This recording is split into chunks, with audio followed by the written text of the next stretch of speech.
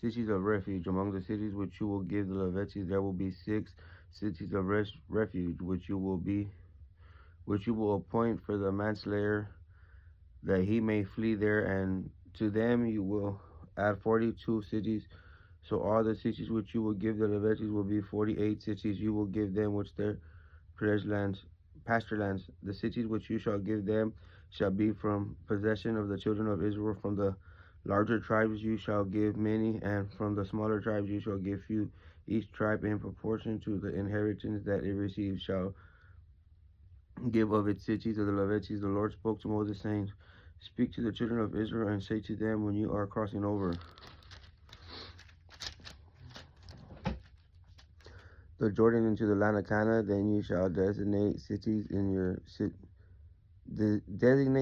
as your cities of refuge, so that a manslayer who unfortunately kills a person may flee there.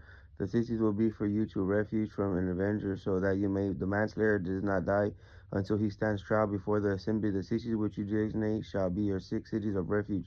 You shall give 3 cities across the journey.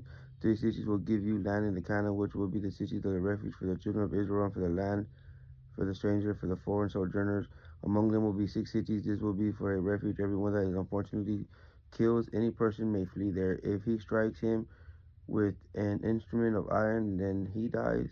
So that he dies, he is a murderer. The murderer shall surely be put to death. If he strikes him with a stone in hand, by which he could die, he dies, he is a murderer. The murderer shall surely be put to death. Or if he strikes him with a weapon of wood in hand, by which he would die, and he dies, then he is a murderer. The murderer should be surely put to death. The vengeance on his blood himself will slay the murderer. When he meets him, he will slay him. But if he pushes him out of hatred, or through something thin, lying in what he shall die, or in his hatred stuck with him in his hand, so he died, he struck man, surely he shall be put to death, because he is a murderer. The vengeance of blood will slay the murderer when he meets him. But if he pushes him suddenly without hardened, or through anything at him without lying in wait, or used a stone that which may cause death, unfortunately throwing it at him, resulting in death, throughout there were not enemies,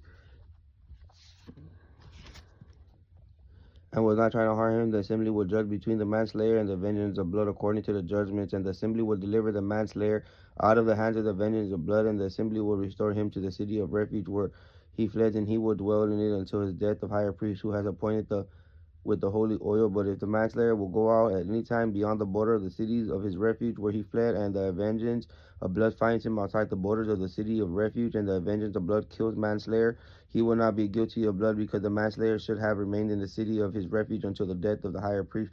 But after the death of the higher priest, the manslayer may return to the land of the possession. So the things will be for a statute of judge throughout your generations in all your dwelling places. Whoever kills a person, the murderer will be put to death by the testimony of witness.